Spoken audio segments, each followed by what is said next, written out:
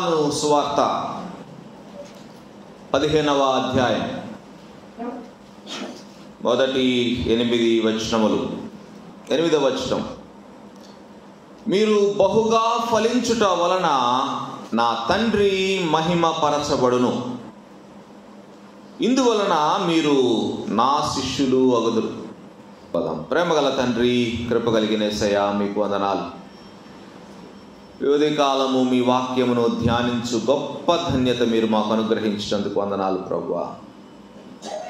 మీ మాటలు జీవము కలిగిన మాటలు. మీరు అన్నారు, నా మాటలు ఆత్మయు జీవమునయ్యున్నవన్నారు. ఈ జీవము కలిగిన మాటలతో మమ్మల్ని దర్శించండి. నిలువబడిన మీ దాసుని మీ సిలువ చాటును మరుగుపరచండి, మీ సాధనముగా వాడుకోనండి.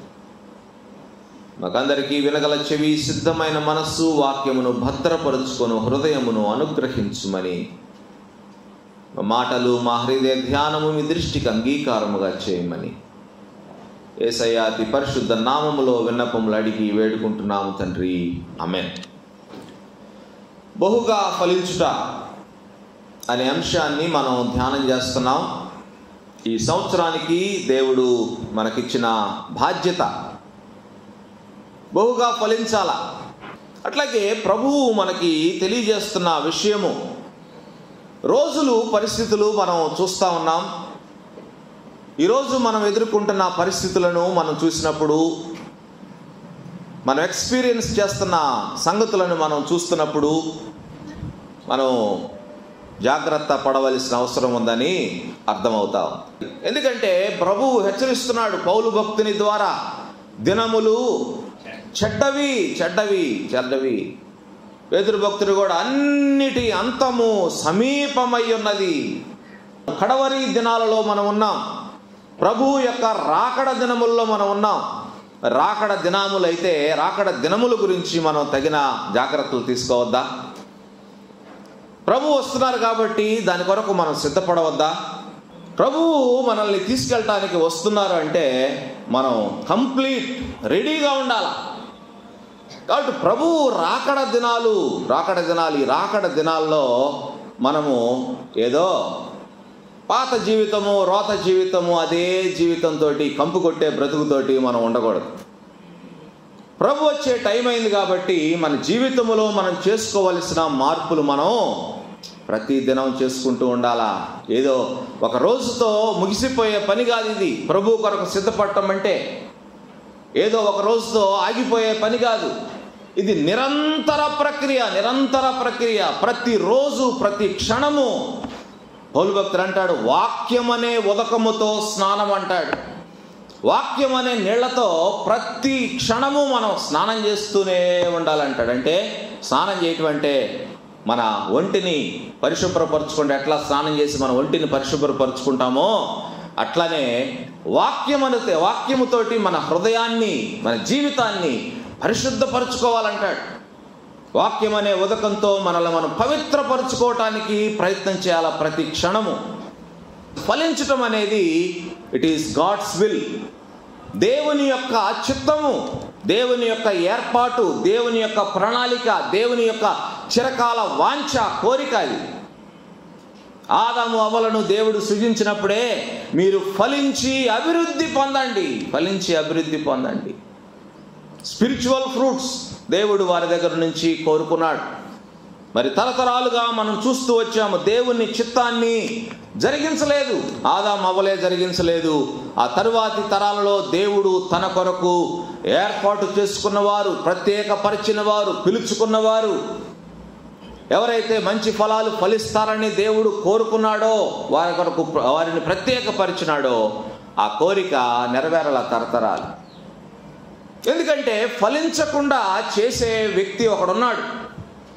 మనం ఎంతగా ఫలించాలని మనం కోరుకున్నా, ప్రభువులో ఎంతగా మనం ఉండాలని మనం నిర్ణయం తీసుకున్నా, ప్రభువు కొరకు నేను జీవించాలని మనం ఎంతగా కోరుకున్నా, వెనక్కి లాగేవాడు ఒకడున్నాడు మనకి. వాడు ఎప్పుడు వెనక్కి లాగుతూనే ఉంటాడు. ఎందుకంటే మనం బలహీనులం అన్నమాట. మానవ మాతృలు అనేవారు బలహీనులు. చిన్న వాటికి పడిపోతారు. పెద్ద పెద్ద వాళ్ళే చిన్న చిన్న అంశాల దగ్గర పడిపోయిన సందర్భాలు బైబిల్ గ్రంథంలో మనకి కోకొల్లలు. కాబట్టి సాతాను అనేవాడు లోక అధికారిగా వాడు ఎలా ఉన్నాడో, వాడు ఒక వ్యక్తిని దేవుని వద్దకు రాకుండా చేయటానికి తనకున్న అన్ని అవకాశాలు వాడేస్తాడు. వాడి దగ్గర ఉన్న ఆయుధాలు ఎవరి దగ్గర లేవు. సాతాను మనిషికి తగిన రీతిగా వాడు కస్టమ్ మేడ్ అన్నమాట. కస్టమ్ మేడ్ ఆయుధాలు వాడి దగ్గర ఉంటాయి. కాబట్టి మనిషి ఎక్కడ పడిపోతాడు, ఏ విషయంలో ఒక వ్యక్తిని పడగొట్టొచ్చో వాడికి తెలిసినంతగా ఎవడికి తెలియదు. మనకు కూడా తెలియదు మనకి ఆ బలహీనత ఉందని. ఆ బలహీనత మనకే తెలియదు, అది ఒక వీక్నెస్ అని. కానీ సాతానుకు బాగా తెలుసు. గొప్ప గొప్ప దైవజనులను, దేవునికి దగ్గరగా ఉండాలని కోరుకున్న వారిని, దేవుని సన్నిధిలో నిత్యము ఉండాలని కోరుకున్న వారిని కూడా సాతాను పడగొట్టినాడు. 27వ సంకీర్తనలో దావీదు 4వ వచనంలో ఒక దేవుని దగ్గర ఒక వరము కోరుకున్నాడంట. చూడండి, యెహోవా యొద్ద నేను ఒక వరము అడిగితిని. ఏంటి ఆ వరము? దానినే నేను వెతుకుచున్నాను. ఏంటి ఆ వరం అంటే? ఏదో లోక సంబంధమైన వరమో, లోకంలో నేను ఇంకా ఎక్కువ కాలం బ్రతకాలి, అయ్యా నాకు చాలా ఆయుష్ కావాలి, చాలా విస్తారమైన సంపదలు కావాలి, విస్తారమైన రాజ్యము కావాలని కోరుకున్న వరము కాదు. ఏంటి ఆయన వరము? యెహోవా ప్రసన్నతను చూచుటకును, ఆయన ఆలయములో ధ్యానించుటకును నా జీవిత కాలమంతయు యెహోవా మందిరములో నివసింప కోరుచున్నాను. ఏంటి వరం? జీవిత కాలము నేను బ్రతికినంత కాలము నేను యెహోవా మందిరములో నివసించాలని కోరుకున్నాడు దావీదు. మందిరం అంటే దేవుని సన్నిధి, దేవుని సహవాసం కోరుకున్నాడు దావీదు. అంతేకాదు సమూయేలు గ్రంథంలో రాస్తాడు, నా కుటుంబము నిత్యము నీ సన్నిధిని ఉండునట్లుగా దానిని ఆశీర్వదించుము. ఏంటి దావీదు కోరికలు? ఎంత చక్కని కోరికలు, ఎంత గొప్ప వరాలు కోరుకున్నాడు ఆయన. అటువంటి వరాలు కోరుకున్న వ్యక్తి ఏమైపోయాడు? భ్రష్టుడైపోయాడు ఒకానొక సందర్భంలో. అటువంటి వ్యక్తిని చిన్న వీక్నెస్, నేత్రాశ చిన్న వీక్నెస్తో సాతాను పడగొట్టేసినాడు. దేవుని యొక్క సాక్ష్యం ఏంటంటే దావీదుకి దేవుడు పెట్టుకున్న పేరు నా హృదయానుసారుడు. ఎంత నమ్మకం ఉంటే దావీదు మీద ఆ పేరు పెట్టుకొని ఉంటాడు దేవుడు. ఎంత నమ్మకం ఉంటే దేవుడు మరి దావీదును ఆ విధంగా పిలుచుకొని ఉంటాడు, అందరికీ సాక్ష్యం ఇచ్చి ఉంటాడు, బైబిల్ గ్రంథంలో ఆ పేరు రాయించి ఉంటాడు. ఎంత నమ్మకం ఉంటే. అటువంటి వ్యక్తినే సాతాను ఎంత శక్తిమంతుడో గమనించండి. సాతాను అటువంటి వ్యక్తినే విశ్వాస భ్రష్టుడిని చేసినాడు, దేవునికి దూరం చేసినాడు. దావీదు నోరును మూసివేసినాడు, దేవుని స్తుతించకుండా ఆపివేసినాడు, ఫలించకుండా ఆయన ఆపివేసినాడు. సాతాను యొక్క కెపాసిటీ. కాబట్టి మనం ఆలోచించవలసిన విషయం, సాతాను చాలా శక్తిమంతుడు. మన బలహీనతల మీద వాడు దెబ్బ కొడతాడు. మన బలహీనతలు, ఇది నా బలహీనతని మనం గుర్తించక ముందే దాని ద్వారా మనల్ని దేవునికి దూరం చేసి పడగొట్టి నాశనం చేస్తాడు, ఫలించకుండా చేస్తాడు మనల్ని. మరి సాతాను ఆటంకాలను అధిగమించి మనం ఫలించాలా? పెద్ద టాస్కే ఇది, చిన్న సంగతి కాదు. ఇది అందరికీ సాధ్యమయ్యే పని కాదు. చాలా ఎంతో నిర్ణయాలు, కఠినమైన నిర్ణయాలు మనం దేవుని కొరకు తీసుకోగలగాల. ఈ సంవత్సరం దేవుని కొరకు మనం ఈ సంవత్సరము ఏ విధము చేతనైనా ఈ సంవత్సరం నేను దేవుని కొరకు నిలబడాలనే ఒక కఠినమైన నిర్ణయాలు తీసుకుంటే తప్ప ఇవి సాధ్యం కావు. ఫలించటం అంటే ఏదో ఆషామాషి సంగతి కాదు. ఎన్నో రీతులుగా సాతాను నిన్ను అడ్డుకొని ఉండొచ్చు ఫలించకుండా. ప్రేమ అనే ఫలం ఫలించకుండా నిన్ను అడ్డుకొని ఉండొచ్చు. నీ కుటుంబంలో, నీ ఆఫీస్లో, నువ్వు చదువుకునే చోట, నువ్వు పని చేసే చోట, నువ్వు నివసించే చోట కనీసము ప్రేమ అనే ఫలం ఫలించకుండా నిన్ను సాతాను అడ్డుకొని ఉండవచ్చు. నీలో ఉన్న కోపము, నీలో ఉన్న ద్వేషము, నీలో ఉన్న పగ, నీలో ఉన్న కక్ష, నీలో ఉన్న లోక సంబంధమైన వ్యవహారాలు, క్షమించలేని గుణము, ఇవన్నిటి ద్వారా సాతాను పోయిన సంవత్సరంలో నువ్వు ఫలించకుండా అడ్డుకొని ఉండవచ్చు. దేవుడు మనల్ని హెచ్చరిస్తూ ఉన్నాడు. We have to be very careful this year. మన జీవితాన్ని బాగు చేసుకోవాలి. సాతాను యొక్క ఆటంకాలను, సాతాను యొక్క క్రియలను, సాతాను యొక్క ఆలోచనలను తిప్పి కొట్టగలిగే సామర్థ్యాన్ని మనం ఈ సంవత్సరం సంపాదించుకోవాలి. అది ఎప్పుడు సాధ్యమవుద్దంటే యేసయ్య అంటారు, మీరు నాలో నిలిచి ఉంటేనే అది అప్పుడు సాధ్యం.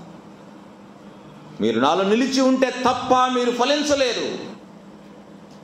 నాలో నిలిచి ఉండకుండా ఉంటే మీరు ఎన్నటికీ ఫలించని తీగలే, ఎన్నటికీ పనికిరాని తీగలే, ఎన్నటికీ కత్తిరించి వేయబడే తీగలే.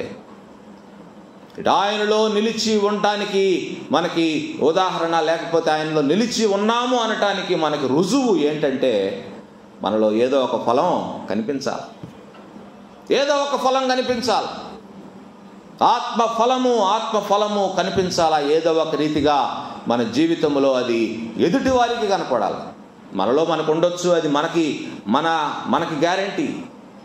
దావీదు కూడా అనుకున్నాడు, నేను గ్యారంటీ, నేను ఏ పాపము చేయను అని అనుకున్నాడు. అటువంటి వ్యక్తి చేతే సాతాను పాపము చేయించినాడు. భయంకరమైన పాపాలు, మరణ శిక్షకు తగిన పాపాలు మరి దావీదు చేసినాడు. ఫలించకుండా ఆయన్ని అడ్డుకున్నాడు కొంతకాలం. It is temporary. కొంతకాలం అడ్డుకున్నాడు, కానీ తర్వాత దావీదు తన యొక్క పూర్వపు స్థితికి వచ్చేసినాడు. దేవుని కార్యం అన్నమాట, దేవుని కార్యం. మనం కూడా టెంపరరీగా దేవుడు మనకి మరి సహాయం చేస్తున్నప్పటికీ సాతాను అడ్డుకుంటూ ఉండవచ్చు. కానీ ఒకానొక దినాన మనలో ఆ నిర్ణయము మనం దాన్ని తీసుకోగలిగితే, నేను ప్రభువు కొరకు నిలబడాలి, ప్రభువు కొరకు నేను జీవించాలనే నిర్ణయాన్ని నీవు తీసుకోగలిగితే సాతాను ఏం చేస్తాడు? సాతాను చేయగలడా? నీ నిర్ణయానికి వ్యతిరేకంగా సాతాను ఏమీ చేయలేడు. మనలో ఆ కఠినమైన గట్టి నిర్ణయము మనలో లేదు కాబట్టి సాతాను అవకాశాలని వాడుకుంటున్నాడు. అవకాశాలను వాడుకొని మనల్ని ఎంతగా దూరం చేయాలో అంతగా దూరం చేస్తున్నాడు. అందుకనే మనము ఈ సంవత్సరం ఆలోచించేద్దాం. 3వ విషయం, పోయిన వారం 2 విషయాలు మనం నేర్చుకున్నాం. ఈరోజు 3వ సంగతి, ఫలించకపోతే దేవుడు దుఃఖపడతాడు. ఈరోజు మనం నేర్చుకోవాల్సిన విషయం, ఫలించకపోతే దేవుడు దుఃఖపడతాడు. ఎందుకంటే ఈ లోకములో మనల్ని ప్రత్యేకపరిచింది ఎందుకు దేవుడు? ఎందుకు ఎంతోమంది ఈ పట్టణంలో ఉండగా బహు కొద్ది మంది ఇక్కడికి ఎందుకు వస్తున్నారు? మీరు ఎందుకు రావాలి ఇక్కడికి? దేవుడు ఎందుకు మిమ్మల్ని ప్రత్యేకపరిచాడు? ఎందుకు మిమ్మల్ని ఎన్నుకున్నాడు? ఎందుకు మిమ్మల్ని రక్షించాడు?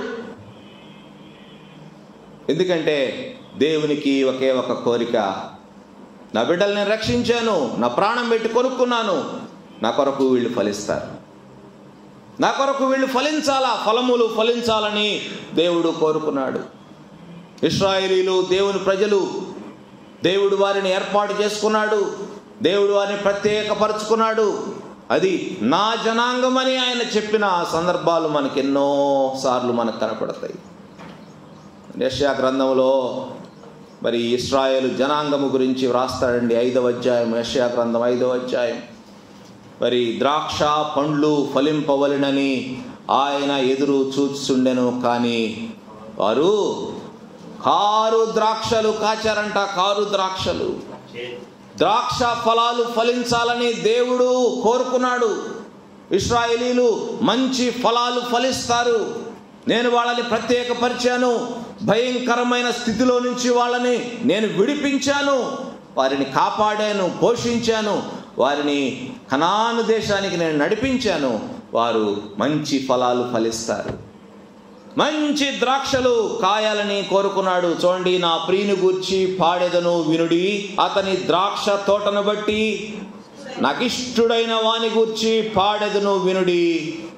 సత్తువ భూమి గల కొండ మీద నా ప్రియునికి ఒక ద్రాక్ష తోట ఉండెను, ఆయన దానిని బాగుగా త్రవ్వి రాళ్లను ఏరి అందులో శ్రేష్టమైన ద్రాక్ష తీగలను నాటించెను, దాని మధ్యను బురుజు ఒకటి కట్టించి ద్రాక్ష తొట్టిని తొలిపించెను. ద్రాక్ష పండ్లు ఫలింపవలనని ఎదురు చూచుచుండెను, కానీ కారు ద్రాక్షలు కాచెను. ఇంతకంటే ఎవరైనా ఏం చేయగలరు ఒక ద్రాక్ష తోటకు? ఒక వ్యక్తిని ఇంతకంటే ఎవరు బాగా ట్రీట్ చేయగలరు? దేవుడు ఇశ్రాయేలీయులు తన బిడ్డలని కోరుకున్నాడు. వారిని గురించి మరి రాస్తున్నాడు. సత్తువ భూమి గల కొండ, ఎత్తైన ప్రదేశం, సత్తువ భూమి ఉంది ఆ ఎత్తైన కొండ మీద. ఎందుకంటే వర్షం పడితే ముందు అక్కడే పడాలి. అక్కడి నుంచి మిగిలినయే కిందకు వస్తాయి. సత్తువ భూమి గల కొండ, బాగుగా త్రవ్వి రాళ్లను ఏరి, రాళ్ళు వేర్లకు ఏమన్నా ఆటంకంగా ఉంటాయేమోనని రాళ్లను ఏరి, అందులో ఏదో ఎక్కడ పడితే అక్కడ దొరికే ద్రాక్ష తీగలు కాదు. ఏ ద్రాక్ష తీగలంట పేరు రాశాడు. శ్రేష్టమైన, ది బెస్ట్ అన్నమాట, ది బెస్ట్, శ్రేష్టమైన ద్రాక్ష తీగలను నాటించిన వాడికి ఆశ ఉంటుంది. వస్తాయి, కాయలు వస్తాయి, ఒకానొక దినాన కాయలు వస్తాయి, సమృద్ధి వస్తుంది. శ్రేష్టమైన ద్రాక్ష తీగలు నేను ఏరి కోరి దీన్ని నేను వేస్తున్నాను కాబట్టి శ్రేష్టమైన ఫలాలు వస్తాయి. ఈ శ్రేష్టమైన ఫలాలతో నేను శ్రేష్టమైన ద్రాక్ష రసం తీయాలా అని అనుకొని వెంటనే దాని మధ్య బురుజేయించాడు. ద్రాక్ష తొట్టిని కూడా తొలిపించాడంట. మరి ద్రాక్ష పండ్లు ఫలింపవలనని ఎదురు చూచుచుండెను, కానీ అది కారు ద్రాక్షలు కాచెను. కారణం ఏంటి? దేవుడు ఏమైనా తక్కువ చేశాడా? వారికి ఏమైనా లోపం ఉందా? దేవుని ప్రేమలో ఏమైనా లోపం ఉందా? దేవుడు చేసిన ఏర్పాట్లలో ఏమైనా లోపం ఉందా? ఏం తక్కువ చేశాడు వాళ్ళకి? ఫలించకపోవటానికి కారణం ఏంటి? ఇశ్రాయేలు ప్రజలు దేవుని కొరకు ఫలించలేకపోయినారు. దేవుడు వారి కొరకు ఎంతో ప్రయాసపడ్డాడు, కానీ వారు ఫలించలేదు. ఫలించాలని ఎంతో ఆశపడ్డాడు, కానీ వారిలో చేదైన క్రియలు కనిపిస్తా ఉన్నాయి. చేదైన జీవితము వారిలో దేవుడు చూస్తూ ఉన్నాడు. దేవునికి ఇష్టము లేని జీవితము దేవుడు వారిలో చూస్తూ ఉన్నాడు. దేవునికి అవిధేయత కలిగిన జీవితము దేవుడు వారిలో చూస్తూ ఉన్నాడు. దేవునికి లోబడని జీవితం వారిలో దేవుడు చూస్తాడు. వారి అవిధేయత వారిని దేవునికి దూరం చేసేసింది. తిరుగుబాటు స్వభావం వారిలో ఉంది. మాటిమాటికి లోబడిన స్వభావం, మాటిమాటికి దేవుడు చేసిన మేళ్లను మరచిపోవటం, దేవుని మీద సణుగు కొనటం, అన్నిటికంటే మించి అవిశ్వాసము, విగ్రహారాధన, ఇవన్నీ ఇశ్రాయేలీయుల్ని పీడిస్తున్న అంశాలు, ఇశ్రాయేలీయులు ఫలించకుండా చేస్తున్న అంశాలు. దేవుడు ఎంతో దుఃఖించినాడండి. ఆయన ఇలా అన్నాడు చూడండి, 4వ వచనంలో, ద్రాక్ష పండ్లు కాయును అని నేను కనిపెట్టినప్పుడు అది కారు ద్రాక్షలు కాయటకు కారణమేమి? దేవుడే ప్రశ్నించుకుంటున్నాడు. నేను ఇంతగా వీరి కొరకు నేను ప్రయాసపడ్డాను కదా, ఇన్ని ఏర్పాట్లు చేసినాను కదా, ఇంత శ్రద్ధ నేను వీరి పట్ల కలిగి ఉన్నాను కదా, ఇంకా ఏంటి లోపం? కారు ద్రాక్షలు కాయటకు కారణమేమి? అది కారు ద్రాక్షలు కాచింది కనుక నేను ఇన్ని పనులు వారి కొరకు చేసిన, ఇంత శ్రద్ధ వారి గురించి నేను తీసుకున్నా, వారు అవిధేయులుగానే ఉన్నారు, తిరుగాడు ప్రజలుగానే ఉన్నారు, తిరుగుబాటు చేసే ప్రజలుగానే ఉన్నారు. కాబట్టి ఏం చేస్తాను? అది త్రొక్కబడినట్లు దాని గోడను పడగొట్టి దాన్ని పాడు చేసేదను. ఎందుకండి ఆ స్థితి? దేవుడు మన గురించి ఆలోచన చేస్తున్నాడు. ఉదయకాలం నీ గురించి ఉదయకాలం ఆలోచన చేస్తున్నాడు. నీవు కూడా ఒక శ్రేష్టమైన ద్రాక్ష తీగవే, ఒక శ్రేష్టమైన ద్రాక్ష తీగవలే నిన్ను నాటినాడు ఆయన. ఈ ఉదయకాలం శ్రేష్టమైన ద్రాక్ష తీగ, శ్రేష్టమైన ద్రాక్ష ఫలములే ఫలించాలా. నీలో కారు ద్రాక్షలు ఉన్నాయంటే దేవుడు ఏం చేస్తానంటున్నాడు? దాని గోడను పడగొట్టి దాన్ని పాడు చేసేదను. No more protection. ఇంకెందుకు ప్రొటెక్షన్ నీకు? కారు ద్రాక్షలు కాసే నీకు ప్రొటెక్షన్ ఎందుకు? భద్రత ఎందుకు? కాపుదల ఎందుకు? పడగొడతాను, పాడు చేస్తానంటున్నాడు. పాడైపోతావా? పాడైపోవాలనుందా? నువ్వు ఫలించకపోతే నీ స్థితి, నీ గతి ఇదే. శ్రేష్టమైన ఫలాలు నువ్వు ఫలించాలా. ఎంతకాలం కారు ద్రాక్షలు కాస్తా ఉంటావు? ఎంతకాలం ఈ పాత జీవితం, రోత జీవితం, లోక సంబంధమైన జీవితం, పగ, ద్వేషము, కక్ష, కుట్ర, కుళ్ళు, కుతంత్రం మనసులో గూడు కట్టుకుపోయింది కదా నీకు. కారు ద్రాక్షలండి ఇవన్నీ. కారు ద్రాక్షలు కాసినప్పుడు ఏమవుతావు తెలుసా? దేవుని చేతిలో నాశనం అయిపోతావు. మనుషుల చేతిలో కంటే దేవుని చేతిలో పడుట భయంకరం, బహుభయంకరం. ఆ దెబ్బ మనం తట్టుకోలేము. ఏముంది ఈ లోకంలో మనం మరి కుళ్ళుకోవటానికి? ఏముంది మన దగ్గర? మనం ఇతరుల మీద ద్వేషం పెంచుకోవటానికి, కుళ్ళు కక్ష పెంచుకోవటానికి, కుతంత్రాలు కలిగి ఉండటానికి, కుట్రలు కలిగి ఉండటానికి. ఎంతకాలం మనం భూమి మీద ఉంటామో మనకే తెలియదు. గ్యారంటీ లేదు. ఉన్నంత కాలంలో మనం ప్రేమ కలిగి ఉండటానికి ప్రయత్నం చేయాలా. ఎదుటి వారిని ప్రేమించడానికి మనం ప్రయాసపడాలా. బంధాలు తెంచుకోవడానికి ప్రయాసపడుతున్నారు ఈ దినాల్లో. దేవుని వాక్యం మనకు తెలియజేస్తూ ఉంది, ప్రేమ కలిగి ఉండటానికి ప్రయాసపడమంటుంది. ప్రేమ అనే ఫలం మనం ఫలించగలిగితే మిగిలిన ఫలాలన్నీ మనం ఫలిస్తాం. ప్రేమే లేనప్పుడు మనం ఏ ఫలం ఫలించగలం? వాక్యం అంటా ఉంది, ప్రేమ లేనివాడు దేవుని ఎరుగడు. Doesn't know God. దేవుడు లేడు అని నువ్వు చెప్తున్నావు ఇండైరెక్ట్గా. ఒక నాస్తికుడివి, ఒక నాస్తికురాలివి నువ్వు, అంతే. దేవుని సన్నిధికి రావటం దేనికి? ఆ మాత్రానికి. ఆలోచించేయండి. ఉదయకాలము దేవుడు ఎంతో దుఃఖపడతా ఉన్నాడు ఫలములు లేని మనల్ని చూసి. ఫలములు ఫలించకుండా కారు ద్రాక్షలు కాస్తే ఇంకా దుర్భరమైన బ్రతుకండి అది. కనీసం ఫలాలు లేకపోతే అది ఒక అందం. కారు ద్రాక్షలు కాస్తా ఉంటే అది ఇంకా ఘోరమైన పరిస్థితి. దాని గోడను పడగొట్టి అది త్రొక్కబడినట్లు అంటే ప్రొటెక్షన్ లేకపోతే ఏముంది? అన్నీ వచ్చి పడిపోతాయి అంతే. జంతువులు పడిపోతాయి, అన్నీ పడిపోతాయి, ఏదైనా వచ్చి తొక్కేస్తుంది. తొక్కబడినట్లు దాని గోడను పడగొట్టి దానిని పాడు చేసేదను. మనం ఫలించకపోతే శిక్ష ఉంది. ఫలించకపోతే శిక్ష మనం అనుభవించాల్సి వస్తుంది.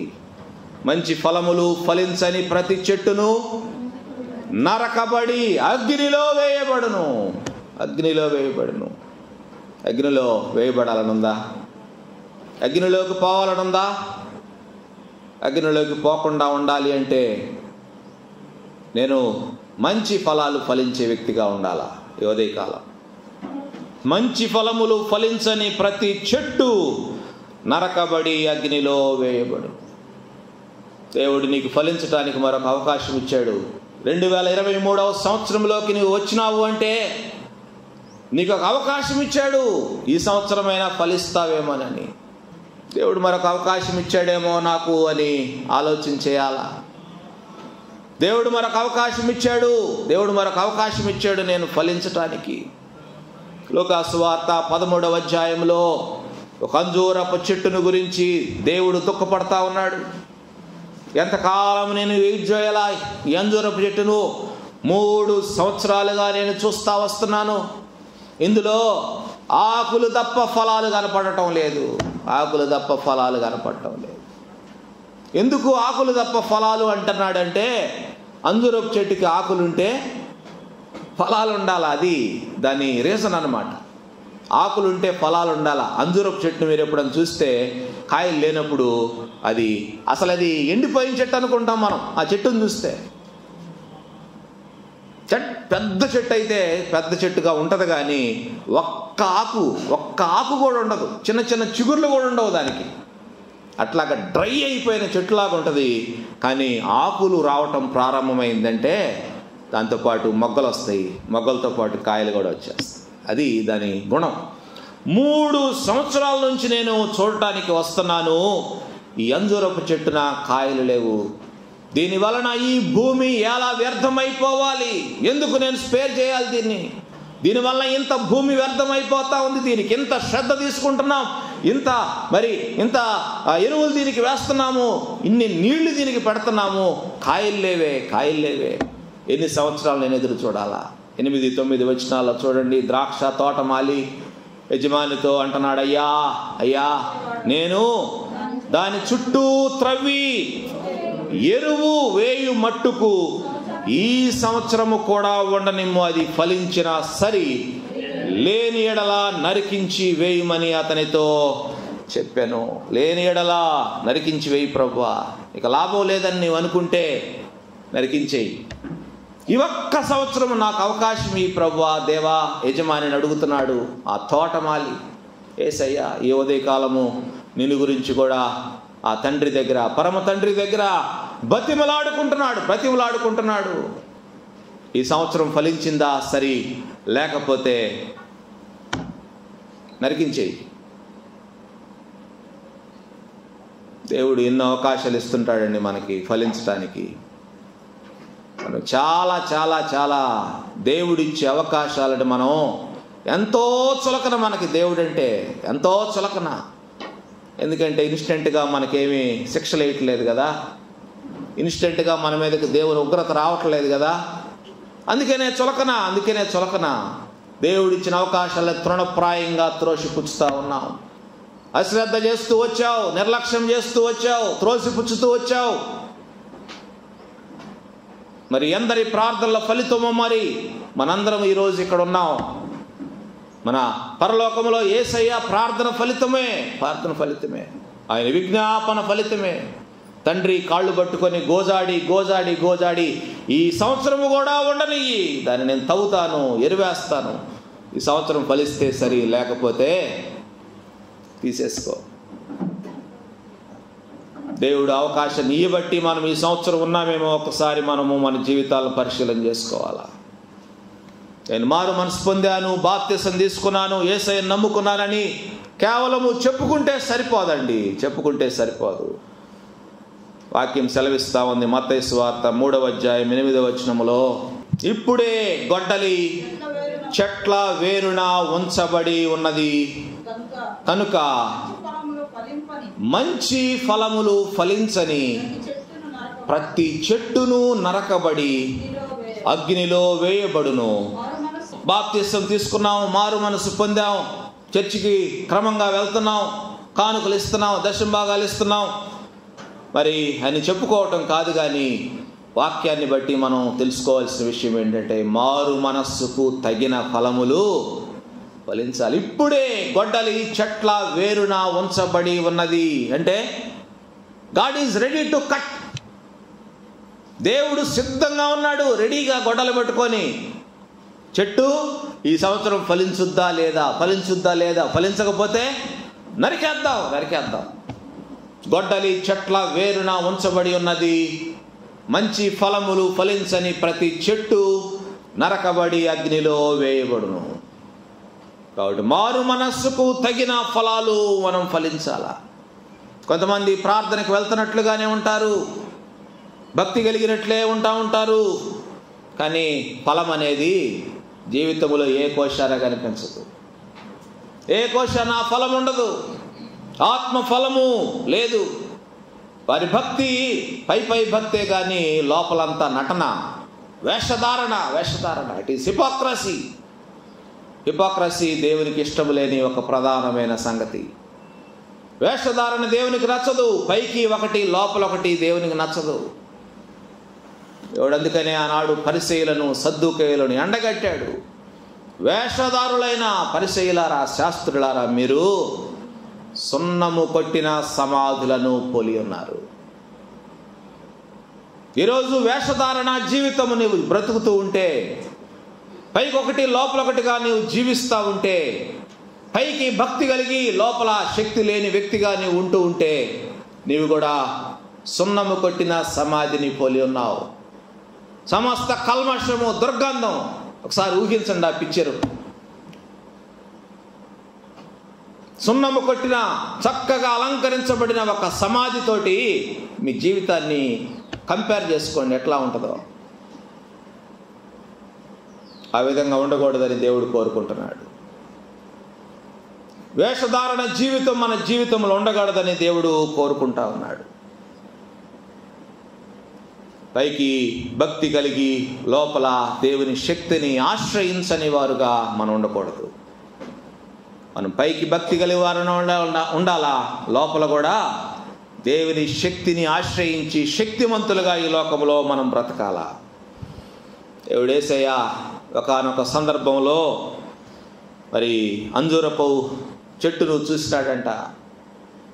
అంజూరపు చెట్టు బాగా ఆకలి కొన్నాడు యేసయ్య. ఆకలి కొని అంజూరపు చెట్టును చూస్తే అందులో ఆకులు తప్ప మరేమీ కనపడలేదు. దానిలో కింద రాస్తాడు, అది అంజూరపు పండ్లు కాసే కాలము కాదు అని రాశాడు. మరి ఆకులు ఎందుకు ఉన్నాయి? ఆకులు ఎందుకు ఉన్నాయి? ఆకులు ఉంటే ఫలాలు ఉండాలి కదా. కాలం కాకపోయినా ఇదేంటో విస్తారంగా ఆకులు కలిగి ఉంది, కాయలు ఉంటాయేమో అని వచ్చాడంట. అకాలంగా కూడా కాయలు కాస్తాయేమో అని వచ్చాడంట యేసయ్య. ఆకులు ఉంటే సరిపోదు, కాయలు కూడా ఉండాల. మన బ్రతుకులు కూడా అట్లాగే ఉంటున్నాయి. పైకి పచ్చగా కనపడుతున్నాం కానీ లోపల ఫలాలు లేవు. యేసయ్య ఏం చేశాడు? ఆ చెట్టుని ఏం చేశాడు? శపించినాడంటండి. మరెన్నడూ అది ఫలించకుండానట్లుగా దాన్ని శపించినాడు. అది వేళ్లతో సహా ఎండిపోయిందంట. అటువంటి బ్రతుకు నీకు కావాలా?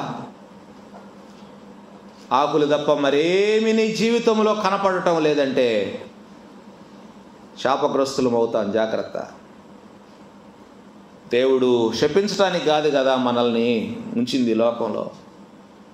దేవుడు మనం ఆయన కొరకు మంచి ఫలాలు ఫలించాలని, ఆయన కొరకు మనం బ్రతకాలని దేవుడు మనల్ని ఈ లోకంలో ఉంచినాడండి. మరి ఉదయకాలం దేవుడు నీ భక్తిని చూసి దేవుడు సంతోషపడుతున్నాడా, లేకపోతే కోపగించుకుంటున్నాడా? అంజూరపు చెట్టులాగా మంచి ఆకులు నీలో ఉండి నీవు ఫలించకుండా, ఫలములు లేకుండా నువ్వు బ్రతుకుతూ ఉంటే ఇక మీదట ఎన్నటికీ ఫలించకుండా శపిస్తాడు. జాగ్రత్త. ఇక మీదట ఫలించకుండా శపిస్తాడు. జాగ్రత్త. ఈరోజు మనం మన జీవితాలను పరిశీలన చేసుకున్నాం. దేవుని శాపాలకు మనం గురి కాకూడదండి.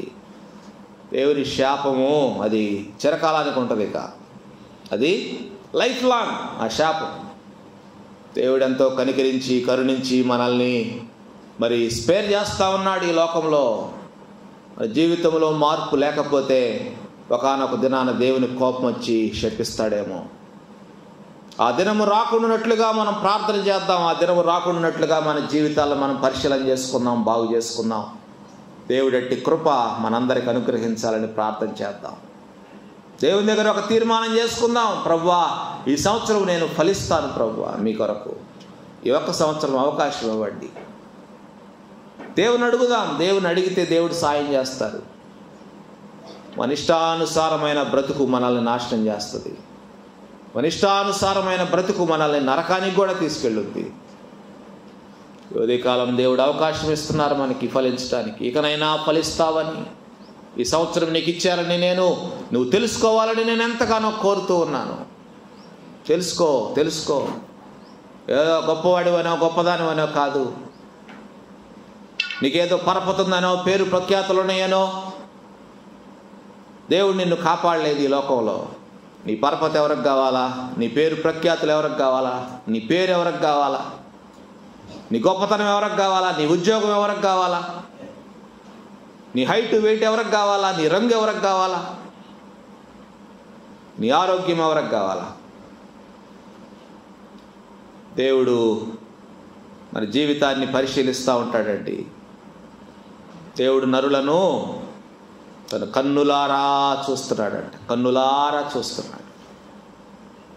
దేవుడు మన క్రియలను చూస్తున్నాడు, మన జీవన విధానాన్ని చూస్తున్నాడు, మన మాటలను చూస్తున్నాడు, మన తలంపులు చూస్తున్నాడు.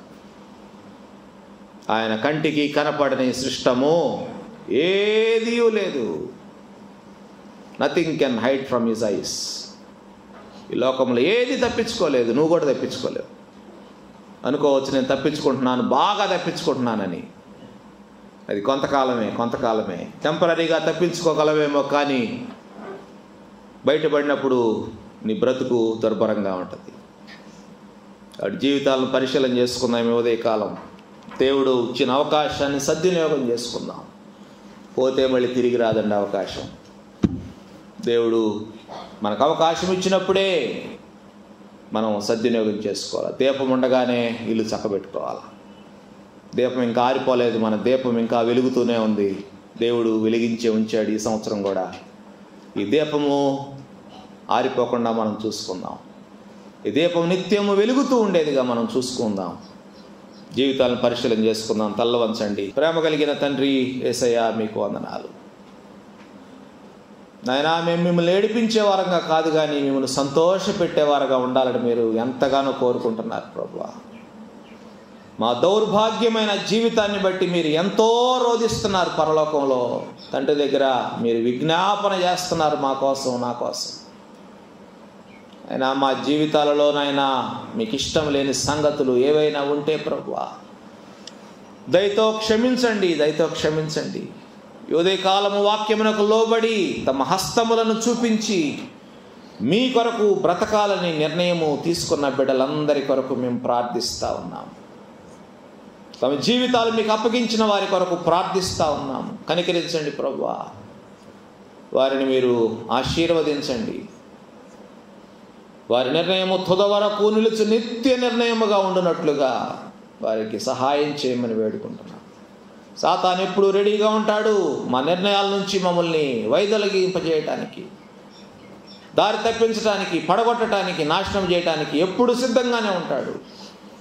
ప్రభువా, ఈ బిడ్డలుడైనా మీ చేతులలో ఉండటానికి, మీ అడుగు జాడల్లో నడుచుకోవటానికి కావలసిన సహాయమును వారికి అనుగ్రహించమని వేడుకుంటున్నాం.